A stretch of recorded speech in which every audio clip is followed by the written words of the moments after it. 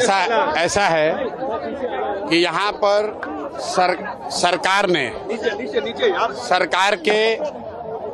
जो प्रशासनिक पदाधिकारी यहाँ पर मौके पर उपलब्ध थे, उन लोगों ने हम लोगों के साथियों से बात करी है और ये आश्वस्त किया है कि विद्यार्थियों की मांग पर जो भी उनके डिमांड है उस पर डिस्कशन करने के लिए सरकार इस बात पर तैयार हो गई है कि 5 सदस्यीय जो विद्यार्थियों की समिति है वो अभी इसी वक्त चीफ सेक्रेटरी से जाकर बात करेंगे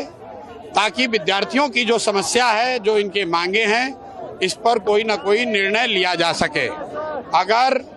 चीफ सेक्रेटरी से बातचीत के बाद छात्र या छात्र संगठन, बीपीएससी अभ्यर्थी अगर उनको संतुष्टि नहीं होगी तो फिर कल सुबह छात्रों के साथ बैठकर आगे के आंदोलन के आगे के कार्रवाई पर निर्णय लिया जाएगा। अभी मैं सभी छात्रों से अनुरोध करूंगा कि आप